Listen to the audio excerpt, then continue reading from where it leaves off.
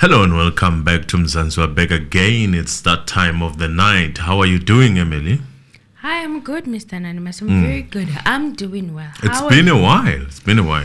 Yeah, it's been a while. This January is somehow some type slow, you guys. Apologies. It's not that the stories are not there. We are caught up somewhere. I'm also caught up somewhere. I find myself having to finalize things at work. And it's back to school for me also. So guys, but we will be disciplined as much as we can. I think from my side, Emily, this is from my side. I'm definitely looking for someone to assist. I don't know, but we'll see how it goes. I think if that person comes, then I'll be much more relaxed and I'll get things done on my side. But, well, let's continue. Hi guys, welcome back to the Mzansi Reality YouTube channel. We're still at it, covering crime stories, and court cases. It's what we do over here. And thank you so much for joining us. If you're new to the channel, do the right thing. Subscribe, especially if we keep popping up on your page. It's a sign, Dagama. Press that subscribe button. Yes. And for all the returning family members, thank you so much for your interaction and feedback. Thank you so much. We really appreciate it over here. And please, like protocol, like the video, like. Yes. So yeah, today we're gonna be talking about a very sensitive story yet again. It's one of those stories that makes your jaw drop, and again, it's tragic. It had a tragic ending. My first encounter with this story was last year on the social media pages. And there's a movement of people that obviously are against illegal immigrants, is what I will refer to them as, who are in the country. And once it was found out that the person who's accused of doing this crime was from Zimbabwe, then obviously the people on social media who are for the movement of getting illegal immigrants out of the country, who advocate for such, were really using this case to prove a point, to prove their point. Yeah. And I just stayed away from it because of that argument, because Politics. Yeah, it's heavy. It's too much politics. Politics made my head spin. So no. Now this story is very intense, you guys, and it's the story of Nadine Terreblanche and her 9-year-old son, Ruandre Forster, who were deleted at their home in Renthart, Alberton. It was alleged that they were unalived by their gardener, who is a Zimbabwean national. They even arrested the man on the spot at the crime scene. Now, an Alberton man by the name Freddie Stapelberg appeared in Palm Ridge Magistrates Court on Monday on 2 charges of premeditated murder for the killings of his girlfriend, Nadine Terreblanche, and her 9-year-old son, Ruandre, in November last year. So Ruandre is Nadine's son, and he was in grade 3 at Lai School in Renthart. So Nadine's gardener or garden worker, Pardon Denhaya, who is a black man, aged 37 years of age, who is Zimbabwean, was initially arrested at the crime scene as a suspect. All right. Freddie Stapelberg, who is the boyfriend to Nadine, told the police that when he arrived home on a Monday evening, he arrived to this horrific scene in the house. That's the husband. That's Father. the boyfriend. Boyfriend. Yes. Okay. And Nadine was divorced. She had 2 children from her previous marriage. And unfortunately, one child is left. I believe it's a daughter. And the oldest son that she had, who is the one that she passed away with on that day. It was a little boy, the age of 9. Okay. In grade 3. He was with his mom, and he also got unalived with his mom on that evening. Okay. Yeah, so this boyfriend, this mom dated this man named Freddie Stubbleberg, the boyfriend. Yes. No? He's the one who arrived at the scene, or the first person to allegedly have arrived at the scene. Yes. Now, he told the police that when he arrived home, it was a Monday evening and it was a horrific scene inside the house. He found his partner and her 9-year-old son murdered inside the house, allegedly by the gardener, Pardon. They had bruises and injuries on their bodies, and he said he found Pardon with an axe when he arrived. So he says that when he arrived at that scene in the house, he found Pardon, the garden man, with an axe. Yes. Inside the house. Now, upon finding Pardon inside the house, he said that he was attacked by the gardener, attacked by Pardon. He said Pardon attacked him and he was carrying an axe. He then fled the scene. He's saying Pardon fled the scene. Yeah. He said that he was able to alert a security guard who responded and apprehended the gardener, and eventually he was caught by the police. Turns out, if Pardon did do this incident, he allegedly did not do it alone, or even out of his own will. Perhaps he was paid to do it. That's me speculating over here. It's my mere speculation, because the boyfriend and the gardener appeared in court on Monday for allegedly brutally killing Nadine and her son. So they apprehended the boyfriend. Pardon, the gardener, was apprehended immediately after the incident on the scene with the help of the boyfriend, saying that he found Gardner with an axe in the house. Then a few months later, we're in January now. Just last week, they apprehend the boyfriend. Okay. So the boyfriend and Gardner appeared in court on Monday for this alleged incident. And Nadine Blanche and her son, Ruandre Foster, who were found dead at their Runhead home in November of last year, Freddie Stapelberg, the boyfriend, the partner of Dere Blanche, and Pardon Denhaya, the Zimbabwean gardener of the family. Yeah. So Pardon was working for Nadine. Okay. And the family of Nadine. All right. He was a regular. They had hired him. He was their trusted employee, the gardener. Yes. So he appeared in Palm Ridge Magistrates Court on Friday and Monday, and both of them were facing 2 counts of premeditated murder each.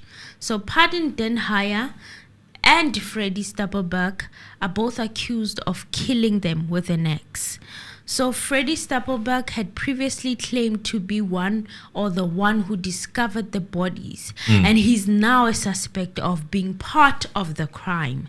Stapelberg was initially portrayed as the discoverer of this incident or crime scene in previous stories that were told, is now under investigation as legal authorities allege his involvement in the double homicide.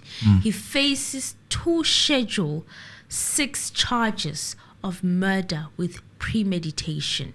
He was denied bail and his case was adjourned to February the 7th for a formal bail hearing. Denhaya, who is the garden worker, has abandoned his bail application, and he will be back in the Palm Ridge court on January the 24th. So Stapelberg, who was reportedly engaged to Dere Blanche, is now the main focus of this investigation. So Denhaya, a former gardener for the family who is a Zimbabwean citizen, was also charged with the same crime. He played the part of a grieving fiancé, this boyfriend, Freddie. And so while he played this part of a grieving boyfriend so well, or fiancé, because he was also allegedly engaged to Nadine, He was even crying at the funeral and the scene of the crime. He even appeared in the same court on January the 3rd. He changed his legal approach by requesting legal aid after initially saying that he would represent himself. He also gave up his right to bail. Now, this case is delayed to January the 24th, pending a decision on whether it will be moved to the High Court or not. So the bail application for Stapelberg was postponed to February the 7th, while then Haya the gardener abandoned his bail application. So he's set to appear on 24th of January. So yeah, this was a travesty, and it was the most shocking thing I have ever seen. The mere fact that Freddie, the boyfriend, was grieving and everything, and even assisting the police. Look, the only time you can have that bravery to actually orchestrate something like this and then go on and stab a person at their back is if you are a person of no color. And we cannot sugarcoat it. There's no other way of saying it. Because you know for sure that the first thing, if you say that there's a person of color here and this person did 1, 2, 3, you are more believable than being a suspect. You would bravely go and say this thing. And maybe this is where the problem of inequalities start at when it comes to this thing of policing and laws at large, where a person of no color is easily believed because we have been taught that these people they never lie.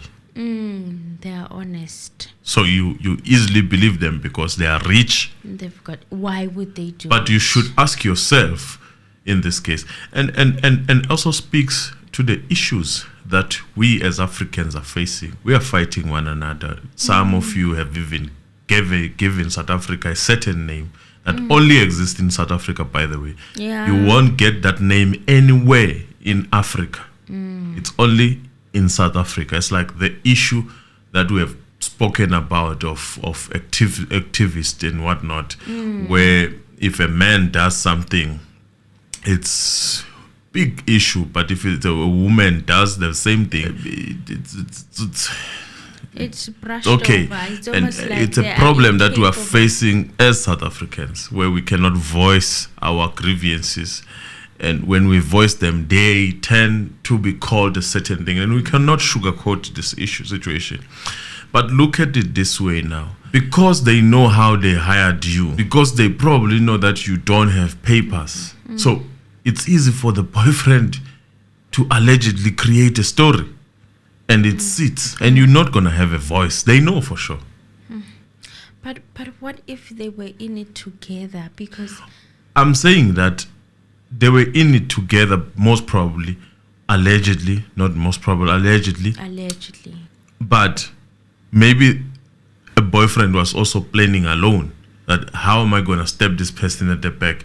Okay, this is what we're going to do. 1, 2, 3. I'm going to make him do 1, 2, 3. And then he's going to take the fall. That's what I'm trying to say. It's alleged, obviously. We're just speculating. We're speculating. It was easier to do that because there is no voice for someone who comes from a different country and most probably who does not have papers. That's why they want to hire. They even fight. When we say people must be deported as South Africans, those who do not have papers. Okay, and they why go are they working? Yeah. How come they are working while South Africans or people of the country are not? Cheap labor. Becomes this tussle. Yes, cheap labor, and then easy to blame for such things. Do you understand? Yes. Your voice is less now, suppressed. We are talking about you as a man of color being accused of eliminating a woman of no color with a kid of no color. It is obviously going to stick. Even if you didn't do it, even if you just helped by moving the bodies because you were instructed by your boss. It's the stigma. Because you are from the country outside and probably your papers were not in good standing, well and good. Hence, we say, come properly in South Africa. We are not against you coming in South Africa. Come properly. Be documented so that when things like this happen, we can stand up and say, this is our brother. Yes, you can't do that. Because already with us, also, you are already having a stigma. Yes, there's already that stigma because we cannot shy away that, from okay, the fact we are that troubled by some of these people who do not have papers. You could have done it.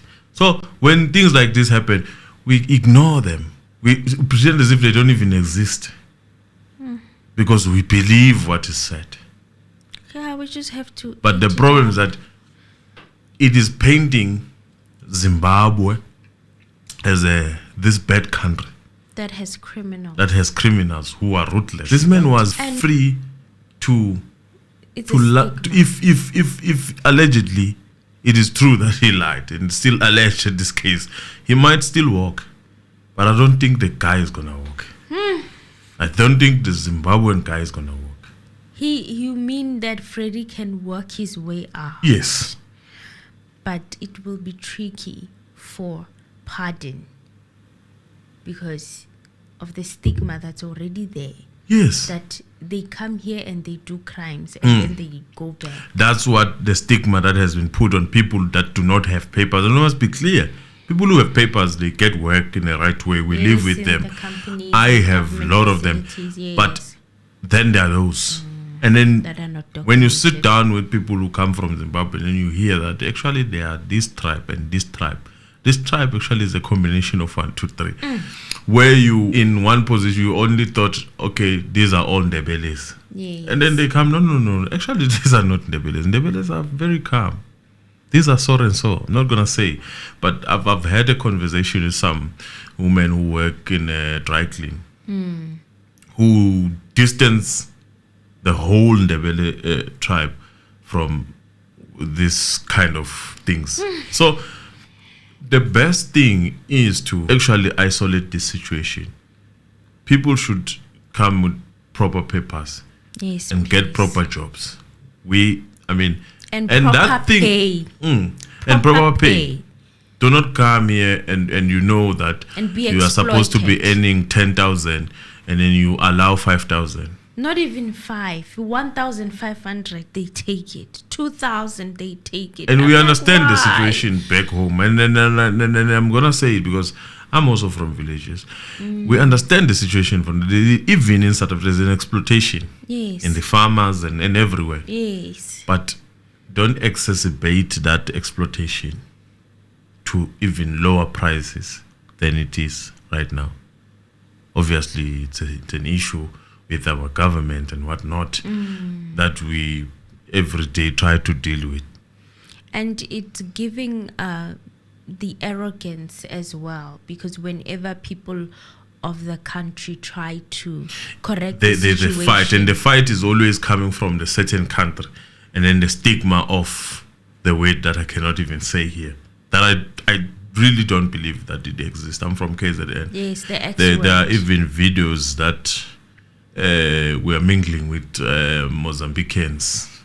People are making videos, funny videos, and we take them as brothers. Only when you have done something that is out of order that we say no. And then definitely to shut us up, then this word come. So I'm not gonna sit here. I know that we have international audience also, but I'm not gonna sit here and pretend as if it's all good. But it's not just us, even other countries, the influx of illegal immigrants. It's not sustainable for one country to carry too much, especially if the process are not followed. There's no paperwork, there's no form of tracing, there's no documentation. We're in that situation where I can do 1, 2, 3 to you and then disappear. Yes. We cannot live like that. It's scary. We cannot live like that. If we want to live like brothers, we must first respect the territory of the brothers that we come to. First. And be patient with the process. Get things right. And also, if you come here, make sure that the brother's place is clean. Yes. To show that you love them. I can visit, for example, my brother, visit him in his house, and I messed up the house.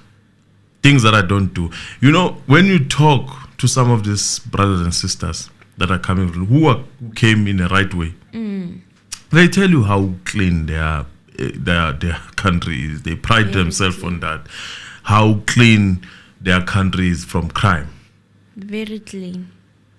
And then you look at South Africa and they say, no, you guys are the ones who are influencing us. But why do you allow yourself to be influenced? Influenced in the wrong Why are you not manner. fearing that you are away from home? Because even myself, I'm away from home just by being here in Joburg. So I have to make sure that the name of the surname of my parents is respected through me. When I go back and people see me back home with my parents, they should be saying, hey, your son is a very good son. Why do you allow change like that? Yeah. Those are the discussions we cannot have without people getting upset. But it is true. You know, recently we had to go and stop a woman. I think is coming from a certain country. I won't say it. You know what she would do? She hired a room, a back room, and then she would just take water from washing machine, put it on the tire road with the soap, just because she's actually getting back to the landlord. But the landlord is nowhere to be found in that house. The landlord is staying some. Does the landlord stay here? No. Does they stay in the area? No. Then you are damaging the road for everyone who's residing Exactly. in the area. That was my because argument. You're trying to prove a point to With a someone who's landlord not even who here does around not the even area. live in this Yes. area. Wow. And soap and water, that's creation of potholes Exactly. on a tar road. When we took long, we argued about this thing. All I'm trying to say is that if you had love for the country, you wouldn't do that. No. Because you'd know for sure that I still need this tire road also myself. Yes. I need to stay in a place that doesn't have potholes. You know how long our government takes to fix a pothole. Them. But those are the conversations that can never ever be had in peace. But then it is what it is. Right now, a lot is happening, and now we don't even know whether Pardon did this or not. It's do you very understand? difficult He to could tell. be that he actually did not do do. it. He just happened to be in the wrong place because he was working there. But let me tell you, it's gonna take ages to prove that. And the support of us as his brother is not there. It's absent. No one cares what is happening except the family. Yeah. The question is, do we even have the time to care? Because we so much do is support happening. people. Even look at the situation of Bafana. People are divided. Yes, very. But are they divided in the situation? There's not Do even they even commentary. know? There's not even a discussion about it. What is currently happening? No, it's not really something to. But There's no discussion. There's no talk. It's almost like it's not even happening. If it wasn't for one of our family members here who asked for us to look at this to thing? look into this case, I don't think I would have bothered. Because this is a situation where it's 50-50. Not that we don't care about it, but because of that stigma, you automatically do it without you being even aware that you are doing it. You ignore. All you want to know is that did they catch the person? Oh, it was caught. Okay. It's okay. I think this thing was even at some point made a political issue. Yes, there was a tweet that went viral. I think that's the first time that I saw it. Yes. And it was in relation with these people, the people of no color. And the saying song that was sang by EFF. Yes, that Yes. it is the It was reason associated why. to that, yes. The And incident. even further, the fact that obviously if EFF is saying that you don't need papers to come to South Africa, it made it even more for more South Africans irritating in a sense to say, yeah, there you go. You see your people? This is what they do. Those were the kind of discussions that were happening on social media, and they were very heavy. They were heavy discussions that, because we're in that situation now. When someone does something, all that you want to know is, do they have papers? And I can tell you, people who have papers, it's rare to find them in crime. They know why they are very there. Very rare. If there's a case in question, maybe it's one in a while. They know that they came here to do what they want to do, their careers or whatever, a better life. They understand why they are here. They don't go around and do criminal activities. No, never. So one thing we can take out of this is that South Africa is open. South Africa says, yes, we are brothers. But as brothers, we also need to respect each other. Even the place of another brother, when you visit them, leave it in a condition where even they can raise their kids. Yeah. And this will create a situation where we are in solidarity when things like this happen. We will be able to cover the story and even give it more energy. Because we believe that maybe you didn't do it, or because we believe that there is something behind this whole thing. Because even the media is not talking about it. This story in particular. Yeah, the media is so you'll be trialed in the dark, and knowing how we have been speaking about our laws, even us as South Africans, we are scared of it. We are scared of our Not laws. that we are scared of it because it bites. We are scared of it because it can bite anyone without any cause. You are seeing what's happening with the Senzo Meyiwa trial. So, yeah. Lastly, Nadine Terreblanche's mother declined to comment on Stapelberg's arrest. That's Freddie, the boyfriend, and the court appearance, because allegedly he was there while Pardon was appearing for the first time for bail hearing. He was there. The boyfriend was there at the court. It's very strange. Saying that the police instructed them not to speak to the media. So the mother is saying that the police said no, they shouldn't speak to the media. And the police said we must not talk to the media. So, yeah, the grieving mother was quoted as saying that in the shocking revelation of Nadine and Rwanda's lifeless bodies in their Reinhardt residence reverberated through Alberton and the entire nation. A family member who did not want to be identified expressed shock at the turn of events. They said that the arrest is very fresh and raw, and they were all shocked to talk at that moment. So yeah, guys, that's about it with regards to this story. I'm sure we'll be on the lookout for any further appearances, especially the verdict. If there's a space, we'll definitely follow the case. And if the case is broadcasted live, we'll definitely follow the case and we'll give you our 2 cents. But in this point in time, we say it's 50-50. It could be that.